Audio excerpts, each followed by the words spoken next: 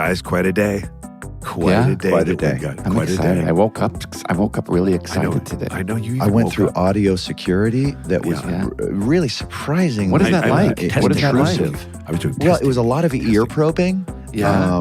So all the wax is out of my both ears right now. Finally. Yeah. Okay. Uh-huh. I was testing my connection. So Yeah, but I feel like there's something really special coming. Well, it sounds like you guys are really cleaned up for today. Yeah. Yeah. What about you, Sean? Did you do anything? No, I got up early because I was nervous about today. Well, you good right to be. It's a big day for us because of our listeners, because we're a place that really important folks like the Tim Walz campaign think that this might be a worthy stop. So thank you to you listeners. You guys made this happen, and we are really excited to talk to our next guest. So get ready. We also want to say, I know that a lot of people, come and listen to SmartLess because it's a great place to kind of get away from all the noise and stuff. But and we giggle do think, and snap. yeah. and- But JB, you were talking like this is also a really good time to remind people that they need to. Yeah, that they don't need to vote, but they should vote. They could vote. Yeah. We happen to have our own opinions that become pretty, apparent and evident just because we're on the side of common sense. But just vote. A lot of people Just do it. got hurt or killed or whatever trying to secure that right for all of us. Yep. Let's just go use it. We only get to do it once every, few years. And I think you're right. And again, it can't be said enough, which is even if you don't agree with us, that's okay, but still get out and vote. It's still important. We all have that right. And I respect your right to do it, and you should respect mine. Jay, when you said common sense, do you think I have a lot of common sense? It's an all-new SmartLess.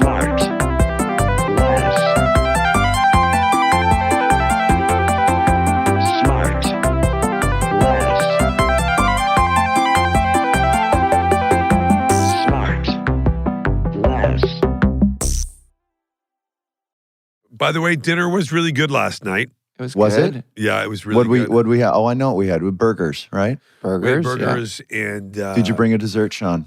I brought a ton of dessert. He did. Did you really? Listen, I'm not even kidding. I brought brownies, Rice Krispie treats, banana muffins. Sorry, I just want to stop and say, so you brought, I thought for you, Rice Krispie cakes were for breakfast. It's breakfast. That was a Well, breakfast. this is true. Well, that's the great thing about them. You can eat them any time of the day. That is the great thing about Isn't them. that? You're right. Thank you. Yeah. So, and Will, then- you tried each one of those things? I he did just not have mentioned? one. No. How about that? He's pretty disciplined about the no sugar right Yes. And then I told you, Will, by the time I get home, I will have a bowl of ice cream, and I did. now. Oh my God. And I said to Sean, we were talking about sleep, which has been a recurring theme for us. Great. And he was talking about his poor sleep hygiene and waking up or not being able to go to bed. And I said, what are you having at night? He goes, nothing. This will be it. This will be my meal. And he goes, and when I get home, I might have some ice cream. I go, well, there it is.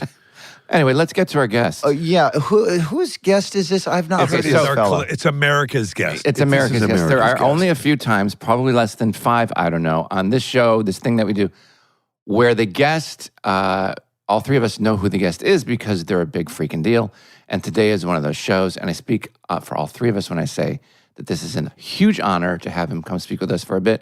He's many things, all of which we'll get into shortly, from the Army National Guard to teacher to congressman to governor to so many other things. But to me, he's the quintessential all-American dad I never had. Oh, and he's also a coach, something else I could probably use in my life. Currently running to be the next vice president of the United States of America. Please welcome Tim Walz. There he is. Yeah. Hi, Hello Tim. there. Well, hang on. Well, how do you like to be addressed? Just Tim. Tim. I stick to that. God, I love you so much. I will say this though: we did a trade mission to London, and the hello governor stuff. I just lived on it for the entire week. So, Hello, Governor. Hello, Governor. And it wasn't ironic. It was like real. Yes, And I know. like, That's hysterical. it was better. Yeah, no, Tim is great. Tim, I want to get, because I saw Will last night. Jay, we missed you. You were at the Dodgers game. I know. did miss you. I'm sorry. That's okay. I should have skipped the Dodger game. They got waxed. No, but we were talking about sleep. I always talk about sleep with these guys because I've always had trouble. And then I'm like, you got thrown into this campaign. I can't obviously wait to late hear in the where game. this is going. No, I want to know. It's a very dumb Sean SmartLess question. Is your sleep hygiene like you go 20? It seems like you go 24 hours a day, just going for this and then this and this. You have to do all. Sean's that you have to worried, Tim, that you're not getting enough sleep. That's what I'm worried about. That's my question. When do the naps happen? How do you get where the energy comes from? Well, the good thing is old men need less sleep or whatever, I guess. Look, I do not sleep that much. It's I've been using this saying, it's kind of my catch thing. And I said, we'll sleep when we're dead. And I had a woman come up to me and goes, "You're taking this too literally. You look like hell, man. You need to get a little sleep." She meant it well, but no, I'm trying. I'm always fascinated about that, about schedule. Like the schedule's full all day, every day. It's amazing. Yeah, no, well, it's a privilege to do it, but you're right. My daughter keeps me on this. She got one of these rings, monitor your sleep, whatever. She thinks I need one of those, but I think that will just tell me what I already know. I'm not getting any sleep. That's all it'll say. Tim, let me just say this. As somebody, I haven't done the ring, but I've done the Apple Watch thing, whatever. Yeah. And I will say The great Apple Watch. Sorry, the great Apple Watch. Jason wants a free Apple Watch. No, it's just because they're listening. Oh, don't worry, he already got it. I think it's really good stuff. I think these Apple folks are on to something. It's great work. Tim, by the way, we should be called, not SmartLess, we should be called Shameless. And if there's any product out there you've got your eye on, and just mention it, and we'll have them send it That to new you. 16 Pro, guys, it's really working. So, but I was going to say about that watch, those sleep tracking things, I got into it for a while. And I think your daughter's right because you go like, okay, well, where can I? But then at the end of the day, what ends up happening is you start feeling bad. So I wake up and I go, I think I did okay. And then I'm like, oh my God, I only got 3 hours of REM. And then I got sleep panic. Yeah. It is just the thing. I think seeing the one thing about this is there is an end state, if you will, on November 5th. So you just kind of put your mind into it and say, look, there will be a time when this ends. Oh, really? That's probably not true. You think things get calm after the 5th? No, I don't. I don't. But it's the trick I play myself. Yeah, no, but team is good. I'm surprisingly. And you wouldn't know it by looking at me. I'm a pretty dedicated runner. I run about 5 times a week. Oh, that's great. How far do you go? I go a 5K usually between 3 and 5 miles. And I'm like, for an old guy, I'm kind of freakishly fast, 9-minute miles, a little less or whatever, which is, and people are like, oh my God, that's a world record for a man your age. Well, now, Tim, now you can't, as governor, you had security detail. Were you running with, or were you on a treadmill? I do a treadmill quite a bit of the time, but you have to get outside, and my team knows, so like wherever we're anywhere. And actually, here a while back after we finished that debate, the next morning I got to run in Central Park, and it was nice. That's great. We ran that reservoir route. Of course, it's just stunning, and I'm still truly, the small town guy enough. I have not spent much time in New York. It just blows me away when I'm there. Yeah, it's nice, incredible. And that morning, so many great people. It was, kind of good for the psyche. Oh, good job, Governor. And I'm like, oh, thank goodness. And they're of course super surprised I'm running too. So it was like a double positive. I like the idea of you running in Central Park, looking around, and really, because you haven't been there a lot, taking it in, twirling around, not unlike Mary Tyler Moore did in Minneapolis. That is surprisingly close to how it was. I think we'll make it after all. Now, Tim, when you're running, do you have like AirPods in? Are you listening to music? Are you listening to? Rarely, sometimes. I'm kind of zen on that. I got into it, and then I got into the Garmin watch, and then I got in on the timing and, how look fast who's my looking for a miles freebie were. now. Yeah. But I kind of let that go, and I kind of, run by feel, trying to get into it. And I do think there's something, and especially like when I'm in Minneapolis, I got a state trooper, but it's pretty calm. They're running behind or whatever. Right. Folks who run leave I'm convinced of this, dog folks and runners, they leave politics out of it because they know it's your time. So it's really refreshing that people talk to you like a runner, not like you're the governor or something. So like, hey, looking good or whatever. Yeah. Do you have a favorite subject that you do like to talk about that is not politics? Like, are you a sport? I know you're a sports guy, but like, do you love talking about the Vikings or the Cornhuskers or whatever it is, or reality television, or what do you like to talk about that's kind of nice and silly? Yeah, I think Cars. I grew up at a time. You guys are a little younger than me. This whole Cars thing. I think we were much more into it. You know, the Pixar movie. I remember. No, I'm kidding. I apologize for him. But I just think like classic cars. I've never really owned that many, but you know the cars you have. I watched the cars I used to own. You know, I grew up in high school and had a beautiful Camaro, you know, at the time, and then I traded it for a Honda Civic. And now you watch these auction shows, and I'm like, damn it, that car's worth $80,000 now. And I traded it for a Honda Civic worth $2,000. Exactly. My mom gave me this, like, I kicked and screamed in high school. I'm like, please, can I just have a car? She bought me like a $200 car. It had like rust all over it. And my friend Raina, you know Raina. Oh, yeah. These guys know Raina. She called it Grease Lightning. And she's like, you taking Grease Lightning to school today? Now, what about, are you really into the sound of a combustion engine, or are you into the sound of an electric engine, the clean power of electric? Look, whole spectrum, the whole spectrum of this. I was in Phoenix for it was a governor's event or whatever, and there's folks there displaying their wares, and the Lucid folks were there with their fastest production car ever. You put any Lamborghini out there, this thing, and it was like inside a spaceship. Oh, this thing's like 1.8 seconds in the quarter.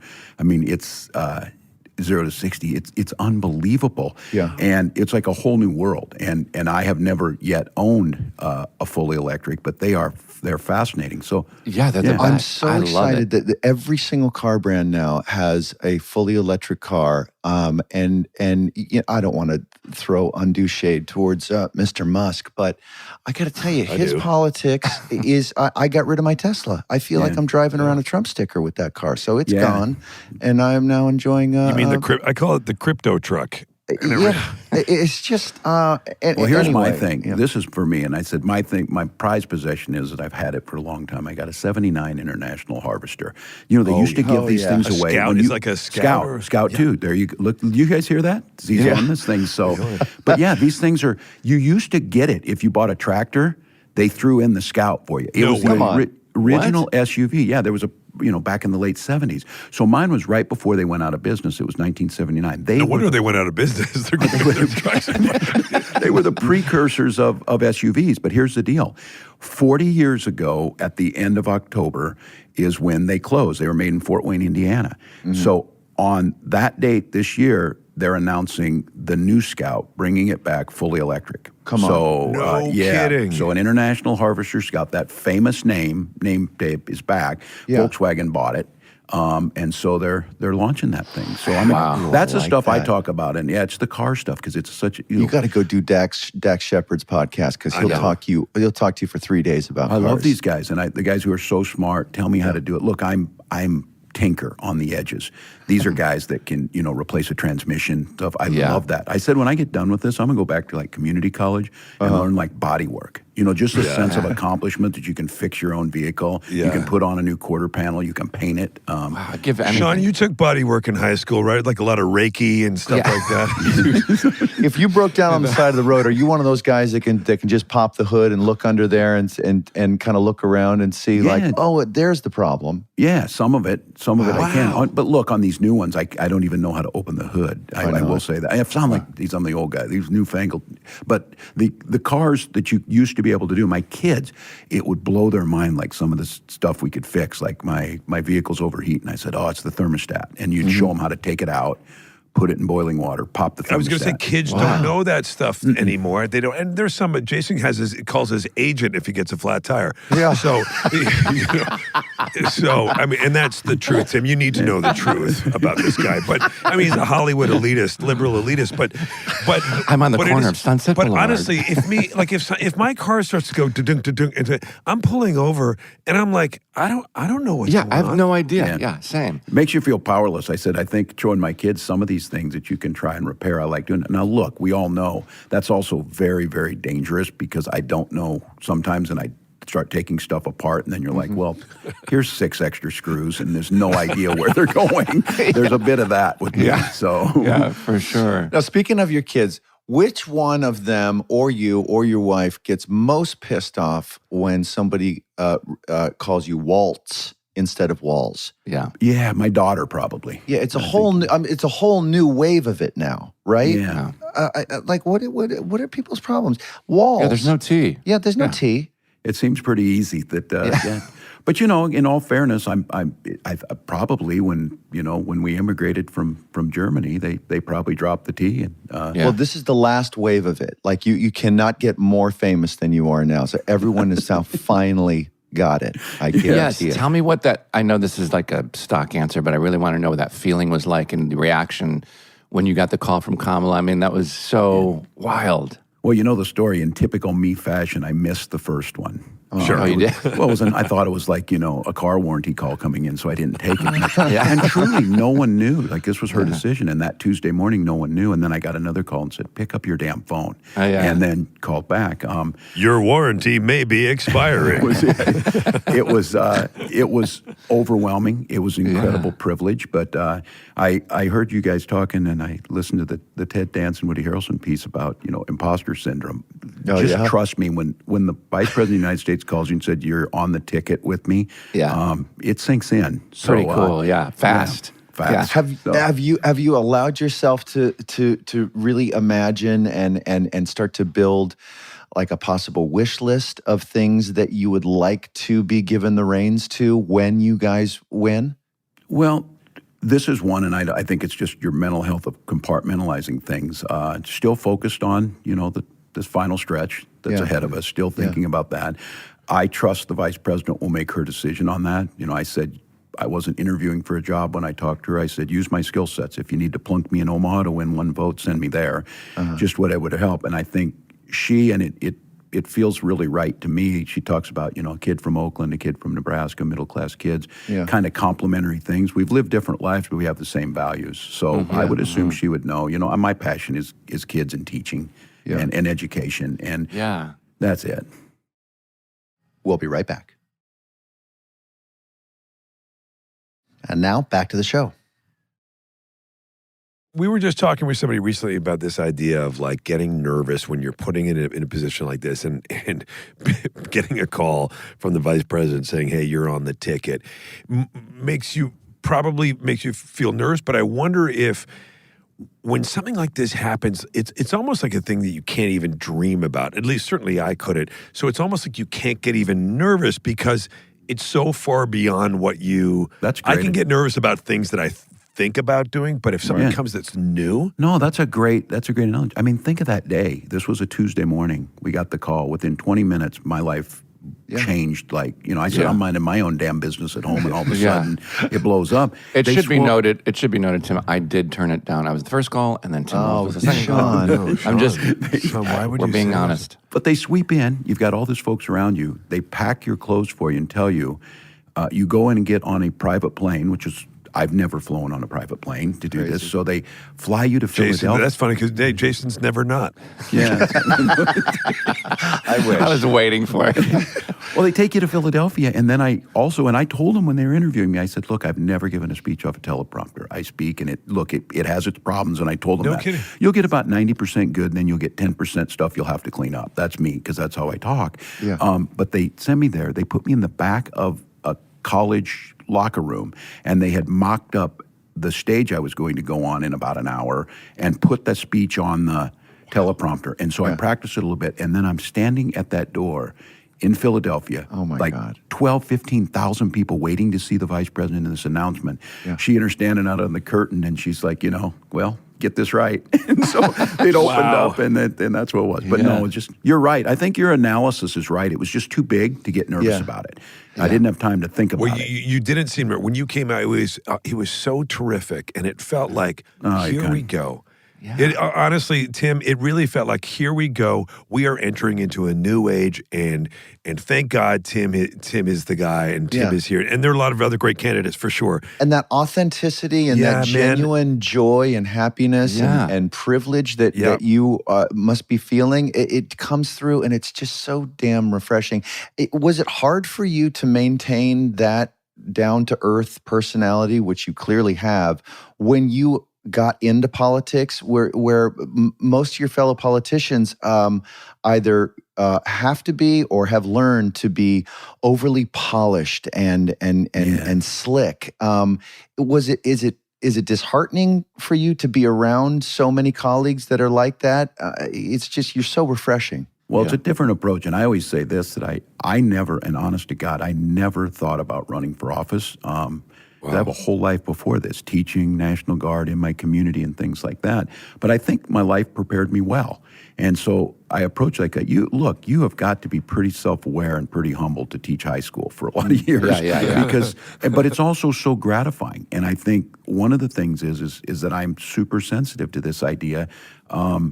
These are servant leadership positions. This isn't a special thing that you've been granted. Your job is to work for people. And I try and approach it like I was hired to teach kids in school, so I need to do my best job, that I can possibly. And I've been hired to be a representative. And I took great pride that I was very bipartisan. This idea that we can't figure things out. My staff, we always had a saying that, if the facts dispute our ideology, we change our ideology. It's that simple. You're not married to it. So a lot of times I don't have an ideological dog in a fight. It's just what the facts show. And I think trying to approach these things like problem solving, you're working with people, you're trying to do your best. I'll be the first to admit it has been really challenging with Donald Trump. I won a congressional race in 2016. Donald Trump won my district by double digits, nearly 20%. Wow. So thousands of people voted for Donald Trump and me on that. That was only a few years ago. Now, would that be true today? Probably not. They've continued to. But I think trying to focus on what the job is, that it's a humbleness and it's not your whole identity. I watch these folks try and hang on to these jobs and things like that, and it's everything. If the folks don't want me to do it, they won't do it. But I'm telling you, here's what we can do. Tim, first of all, I hope, and congrats, and I really do hope that your run, as you say, you were a high school teacher and a coach, and you had no sort of political aspirations. I hope that you deciding to do it inspires other people like you who are leaders in their community and who aren't looking to enrich themselves, who aren't looking for anything other than to serve. I hope that inspires other people to do what you've done, because that's what we need. I meet hundreds every day. Who should do this? They won't though, because of the money and because of what they're afraid will happen if they get into it. And because of things like social media and their lives will get upended and all that. And security. Yeah, we were speaking of the overwhelming thing on this back during that debate. They drove me through Times Square to see my picture up on those big screens. And so somebody said, "You look nervous." No kidding. I'm sitting there freaking out on this thing. But I'm honest to God, before things went live, I'm standing there and I'm like, there's 345 million people in this country, and it's me and this dude. That is just not right. And it's true. I mean, it's kind of overwhelming, but that kind of got rid of my imposter syndrome and said, look, I know that I know what's right. I know who I am. I'm trying to just go back to your values, and if you leave. So Will's point is this: that I do hope people do this. I do hope they get out there because we need them. We need good people. Well, so I was going to say, and then what do you think it was when you talk about having a guy like Donald Trump getting double digits in your district? What do you think it was that allowed people to convince themselves that he would be, when I see that these top unions are deciding like, well, we don't know if we can endorse an actual candidate this year because they're worried about their membership, union member. Imagine this, union members who want to support Donald Trump, the guy who wants to do nothing but who has nothing but disregard for them. Yeah. It's staggering. And I'm sure I could get a million comments back on this. Somebody on one of our social pages, people would say, hey, F you, Arnett, you don't know what you're talking about. You've never, first of all, I have had lots of real jobs, so I say right back at you. But also, this is a guy who doesn't have any regard for the American family, doesn't have any regard for hardworking people, doesn't have any regard, would bust a union as quicker than than you can imagine. So what is it about that they've been able to fool these people? And rank and file union members, one thing. Look, the leadership in unions, that's more political than what I'm doing. Right. They have to cover their butt on their things, and I'm as frustrated as you are on this, Will. But the one thing I do think about, you wonder what happened. The first thing I think of, there's not something wrong with my constituents. These are good people trying to go to work and do things. And like the New York Times sends somebody out every few weeks to interview a guy at a bar and figure out what happened to rural America. These are my family. I've lived there. I do think one of the things, I always said this as a teacher, if I would give an exam or something and a majority of students would not do well, probably had a little something to do with me in there. Was I not getting it across? And so I think some of it is how we message this. I don't think that's the full blame on it. Certainly Donald Trump is a master of manipulation, a master of what new media look like. But I do think there's some ways is what are we not doing to appeal to those ranks? Look, I'm a union member. I think, that's what I did. And I get a lot of union support, but I know there's some rank and file members. And so they're not monolithic. It's not their only issue. Right. But I say this, and I'm kind of with you on this, Will. The rest of it is you don't have to worry about all the rest of that stuff if you're not in a union, because you're not going to get paid as well. You're not going to have a pension. You may not have health care. You better focus on the things that matter. Stay in your lane. And so they've done a good job of distracting on things that are the cultural war stuff rather than the bread and butter. Right. Well, it seems like if those folks were slightly more sort of curious or discerning when it comes to news, information, facts, maybe they wouldn't make that decision, and maybe they would be more prone to vote for you guys instead of him. Can you as a teacher track that back or attribute that to something that we're not doing right in schools? To maybe. Sort of,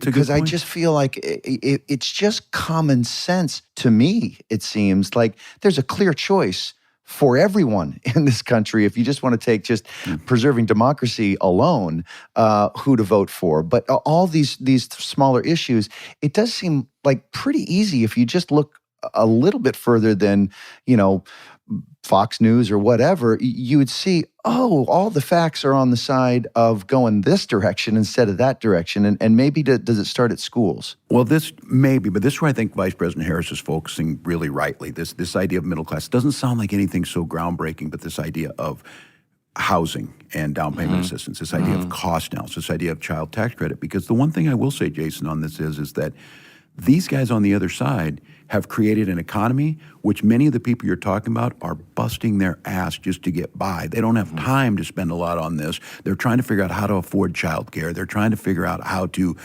make things work. They see inflationary prices go up, and we may say, look, inflation is higher everywhere else in the world. They don't care about that because that's impacting with them. They hear a guy like J.D. Vance say egg prices went up. Yeah, because of bird flu. They don't care about bird flu. They just know egg prices went up. So I do think there's a part, certainly discerning on media is something.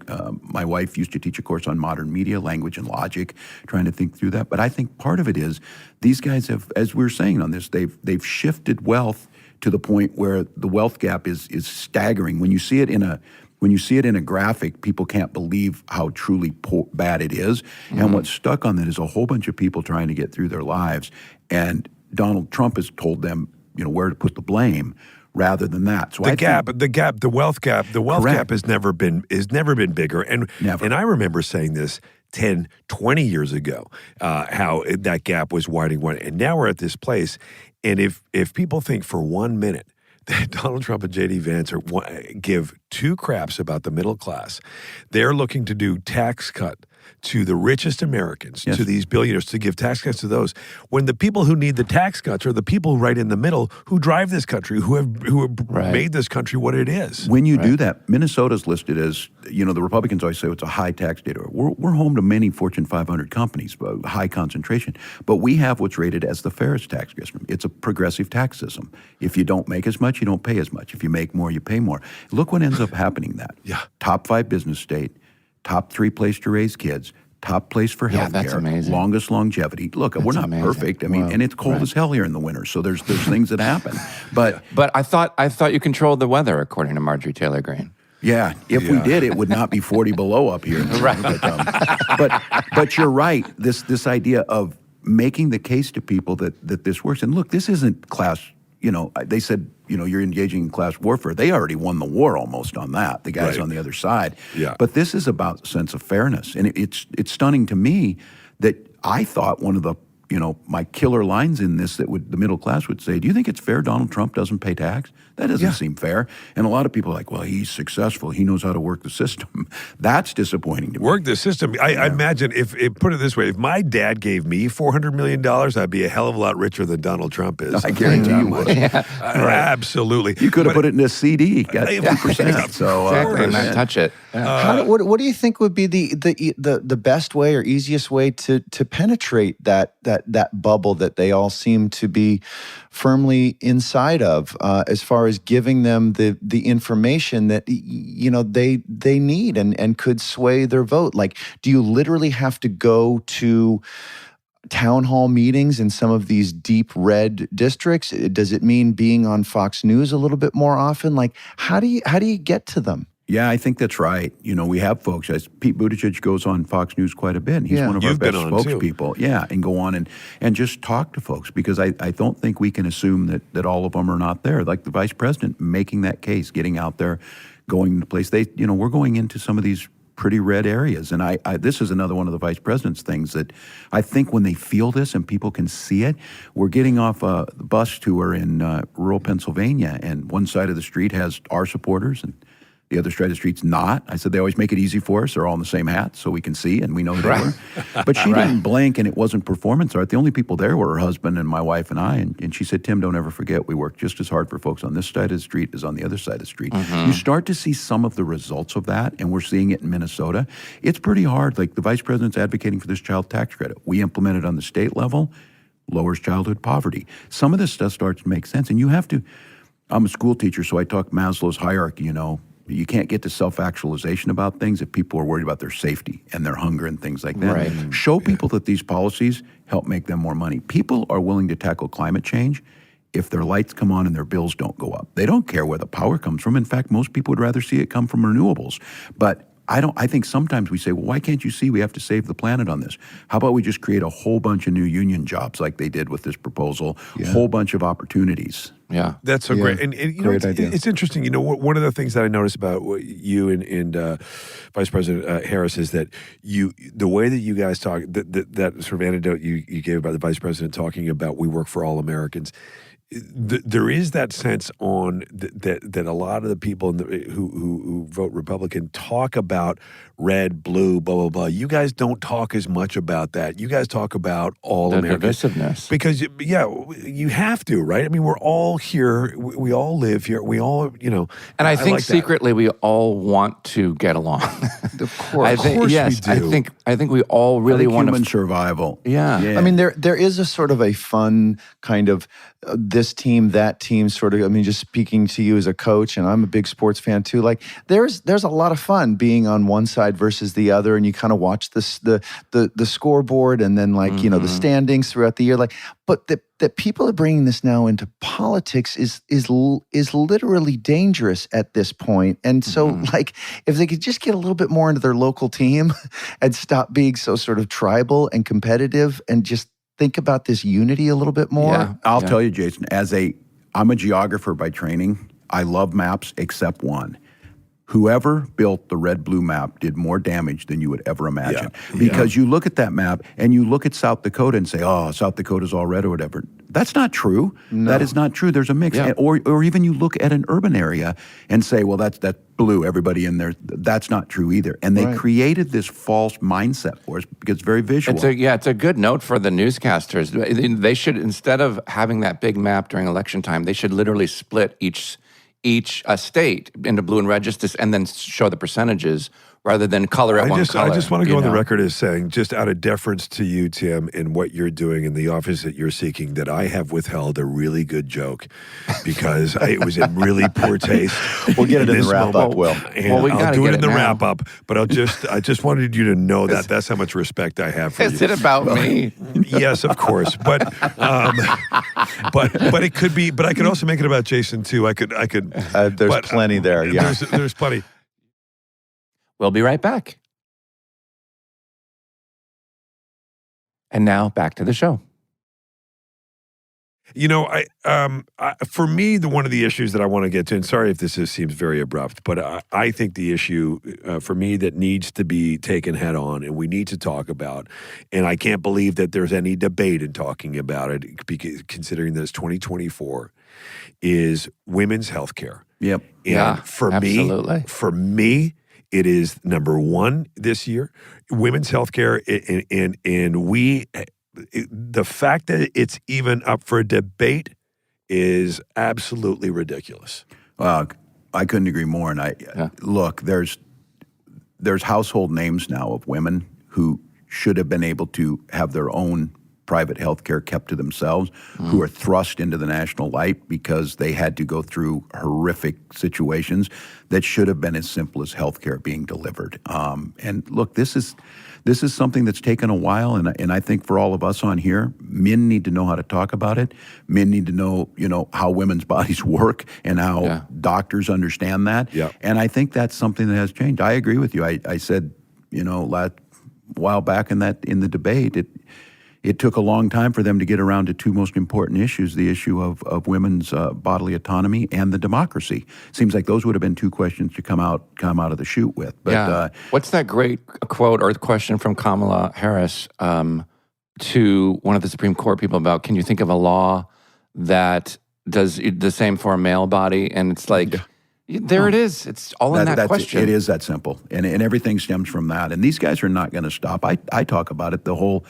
they're all over us. I don't want to have to talk with my wife and I infertility issues and trying to use IUI. And there isn't a person out there, there isn't a woman out there who's seeking health care, who's doing, who wants to talk about it, or is in a position who feels good about doing it. Nobody's going out there. That's the other thing. It's like, abortion, right, or whatever. Do you think this is something that everybody's looking for, that this is a place that people are in a great place in their life? I'm with you, Will. Who's asking for this agenda? Yes. Who's asking for tax cuts for billionaires? Who's asking to repress women on this? I said this, dude. You think bunch the guys of men? So they go. Rich well, you men. think they're sitting around in the bar in Wisconsin saying, what we really need to do?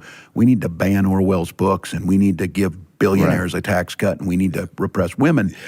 Let's hope not. Let's hope not. I hope they're talking about we need better jobs. We need to make sure, I can't afford to pay for daycare. Right. Tackle these issues. And I think we, as this is what Kamala's putting out.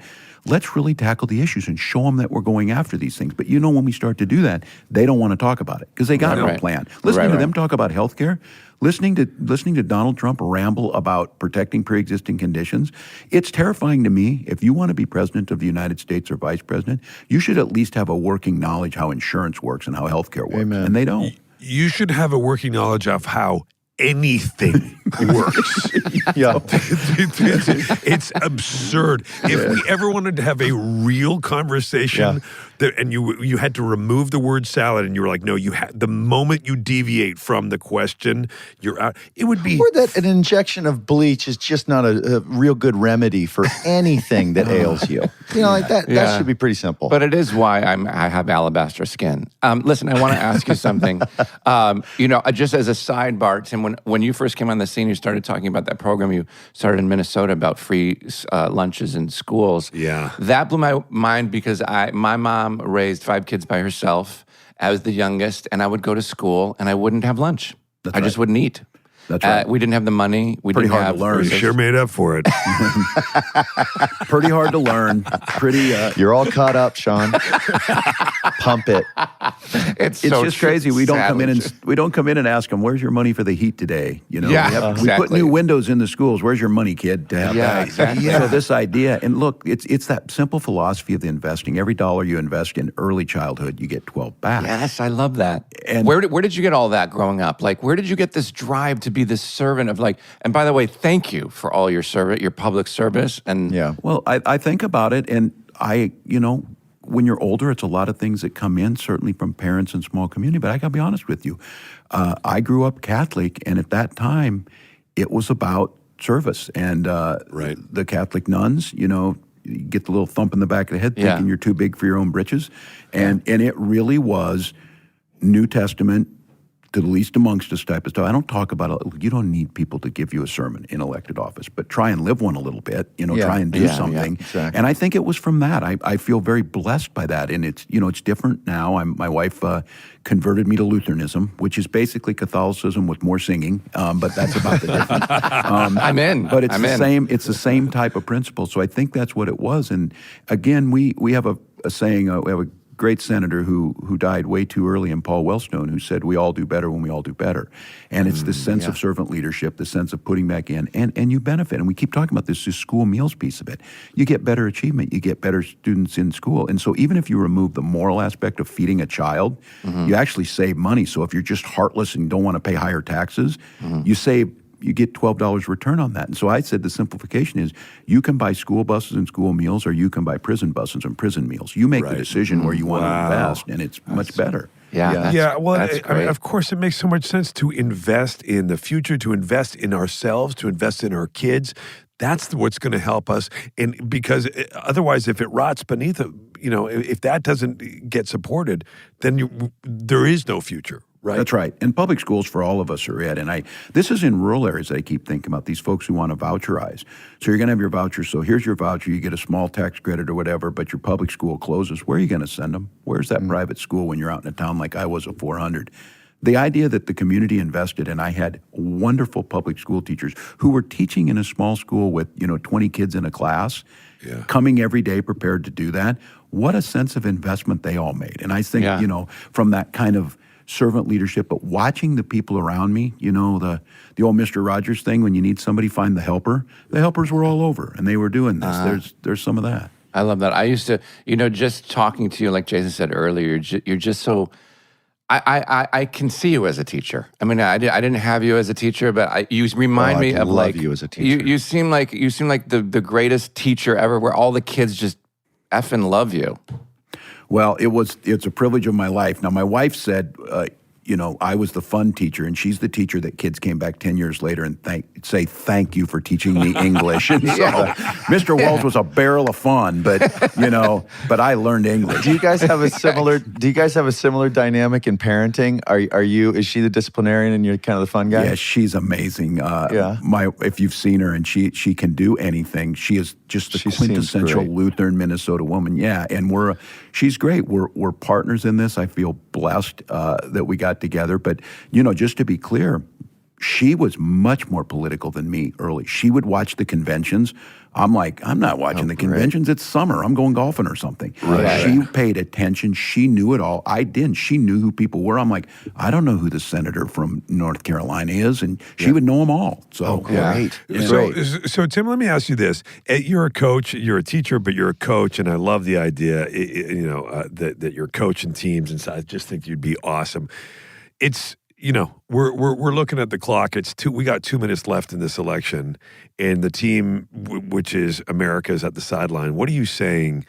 What are you saying to us? What do we need to do to kind of, to get a W here for our country? Yeah, I've been given, not just in the election, but in general for America. Look, it's a privilege. I wish we weren't in this situation. I wish this thing were a blowout. It's not going to be. It's going to come down to the hard work. But the sense of privilege here, this isn't about the next 4 years. This is about the next 40. And you're hearing from your people around the world. The rest of the world's looking for us to do the right thing here. And I think to be a part of that, and everybody to be the little things they can do, whether it's door knocking, whether it's going on and giving what little they have, donations that people give, $10, that's a lot for a lot of people. They do something else and they give the help. I think it's this idea that you can be part of something bigger, and that's what people want. That's the whole thing about teams. Like the kids who enjoyed being on football teams the most is the kid who got in on kickoffs because you were going to play everybody. He wasn't the best athlete maybe, but that kid was there because he was with his buddies. He was with his team. And I think for Americans, this idea we can be in this. We don't have to agree, and I'm not naive. This is tough. There's folks that don't agree on anything. But I think the vast majority of people realize it doesn't need to be this way. And I give Kamala Harris full credit. This idea of joy, and I watched the Wall Street Journal poo-poo joy. Well, I'll take joy over being like crabby and awful and no one wants to be around you. Me too. That's what she's doing, and politics can be that way. Look, Donald Trump wants to make it. It would be easier, I guess he's saying, is just elect one person forever and let them make the decisions. This democracy stuff is hard. It's messy. It's difficult and it's frustrating, but it's the best that's been devised. Yeah, and it's the best path towards community. And we'll let you go, but I want to ask you, sort of building on that notion of community and everybody coming together. And after you guys win, what do you think might possibly be a big give that you and Kamala could possibly offer to the folks who didn't vote for you guys, that we get them so happy or so comfortable that they would feel good about uniting with the rest of the country, getting back to a bit more. Other than they'll get more jobs and they'll save more right, lives. But that notion of kind of becoming one big happy family, and like not just the standard speech about I want to be president for all, but something maybe taken directly from the Republican platform or their agenda that would. Would be felt as that give or that offer that would come across and and have the effectiveness of like an olive branch. Have you thought about that? Well, she said it, and I agree with her. She needs to appoint a Republican to the cabinet. I do think it matters to a position of authority. And look, there's a lot of them out there. These folks who are coming out and speaking on behalf of these Republicans. I disagree with many of them. Their values are there. I served with these people. People like Jeff Flake, the senator from Arizona. Super conservative, but that man is as honest as anything. I've dealt with him. Jim Langford, who wrote the big piece of the immigration bill. That they killed. I served with him. That guy is the most conservative person I ever met, but he's also one of the most honorable. Some of these people need to be put in a position where they truly have the ability to influence things because they are ethical and they care about this country. And I think that's something that really sets her apart, to make a high profile appointment to the cabinet. Or two or three. Yes, bring them folks who care about the country, and let us look. I don't want to be surrounded by people. In my organization, my folks know that I'll say something. They say, with all due respect, Governor, that is a horrible idea and we should not do it. And I'm like, okay, good. Thank you for stopping me from doing that horrible idea. It's good. I think I need to know giving away SUVs with every tractor. That was a horrible idea. I need to know before you leave what kind of snacks are on the plane or the car or the truck. Yeah, what settles you? Yeah, this just irritates, and I don't do it to irritate my pescatarian daughter. Beef jerky is my thing. Sure. I'm homemade beef jerky, and Pete Buttigieg's in-laws made some, and he brought me some. And I like the idea of a friend bringing you homemade beef jerky and know that pleases you more than anything. So that's my thing. Great. Yeah. All right. Well, listen, we just can't thank you enough for the trust to sit with us and your time. We're such big fans, and we wish you the best of luck and safety out there on the trail, and bring us that W. We're going to do everything we can, and just couldn't be more thrilled that you're thank all three of you. We are really honored, and your authentic self just shines through, and we're that authenticity is just so refreshing and great. Yeah, no, this was a big deal for me, you guys. Thank you for having me on. I'm big fan, and appreciate all you're doing. Back at you. We really appreciate it. Thank you, Tim. Thanks, guys. Bye. Have a great day. That was great. Thank you. You guys are the best. Hey, I didn't get in on this. I heard you guys often when you're talking the golf stuff. This is a thing, honest to God. I don't know if you know this. So I grew up in that really small town. Yeah. Sand green golf. $3 green fee. You know it? I know about it. What is sand green golf? Oh, you got to hear this. This is so set it up again so people know. So you grew up in Nebraska. I did. Small town. And you played golf there. Played golf, and like everybody played golf, farmers, everybody, and it wasn't country club golf, it was sand green golf. And what it is the greens are made out of sand, and they're oiled with vegetable oil. Well, in the old days, they were oiled with oil, which was not good. I think that's what they do in the Middle East. In Australia. You rake the green with a path, and then you putt, and then you rake it again to put ridges in it. And they're little like postage stamp sized greens, but it's a whole different game. But I hear you guys talk a lot about golf. You've got to get on a sand green golf course. Listen. Once you've won and you want to take a little break, Jason and I will meet you in Nebraska. Let's go play some sand green golf. All right, I'm working even harder now. We got to win. We're going to find you. We're going to do it. Thanks, fellas. Thanks. Thank you, sir. Let's get her done. Yeah, absolutely. Bye, Tim. Thank you, pal. Boy, that fella, I mean, he really cool. He gives politicians a good name, and in my opinion. In my opinion as well. I'm with you. You immediately, he's the dad I always want to. And I know that there are a lot of people out there who don't want, so I get you saying, in my opinion, but the one thing you can't knock is the guy's authenticity. Yeah. he's just such an authentic, real person, and it's great talking to him. Right? Like, how can you not like that guy? I'm sure you you can disagree with some of his policies. I'm sure, but I'm so excited about the prospect of simply just having somebody represent me and the country I love, that I'm not sort of worrying about them saying something mean, nasty, offensive. He's just to like get ahead. A guy I like to call my representative. I'm just, I would be proud of that. Same. And also not a guy who's out there to enrich himself or protect himself and use the office as a way to avoid prosecution. Right? I mean, so truly, simple. Truly. Yep. It's just so not self-serving. It's the opposite. It's public service, right? Yeah, and he's it's pretty...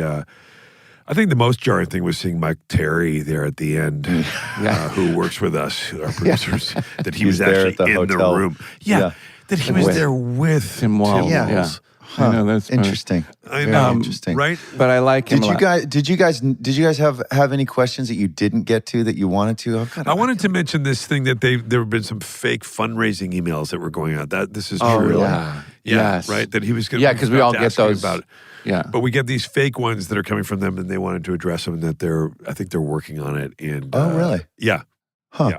Yeah. It's got to be hard to track. I want to know, there's a lot of awful people out there. I want to know what bad TV shows he watches, or I wanted to know if he has a little game on his phone that when he has a little quiet moment, like we do with Wordle or something. I bet he's got something fun in there. Crushes something really silly. Candy Crushes it. Yeah, Candy Crush, he's got he's got a pretty full plate these I know, days. but you've got to you got to 2 minutes to You have to be able to. Yeah, exactly. Yeah. Even if it's just going into the bathroom and just sitting down. Not even taking your pants down, but just hiding in a stall somewhere just to get some quiet. Yeah. Right. I know. Oh, I know how he feels. Oh, I can't go anywhere. I know it, sweetheart. Oh, but isn't that a good idea, though, you guys, to do Fox, CNN, it doesn't matter who you are, to split, instead of showing a map of this is all red, this is all blue state, just cut it in half and show us the percentages of each state. Well, they do actually. The great Steve Kornacki will go in there and he will zoom in and it will expand and you will see sort of the micro of each of these districts and states, and you will see how it is sort of split up inside there. All right, fine. Yeah, it's true. Also, those maps are so deceiving because when you put it up against population. Yeah, where population is centered. Instead of the Electoral College. So How are we going to get rid of that Electoral College? Yeah, we can't do it here from our stupid ass podcast. We need smart folks in the government, and we're on our way. Hopefully, you know what I want to say to the Electoral College? Here it comes, Willie. Bye. Bye. Bye. SmartLess.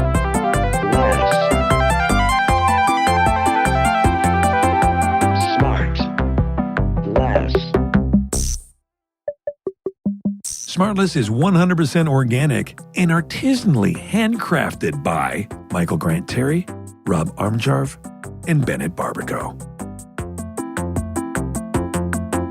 SmartLess.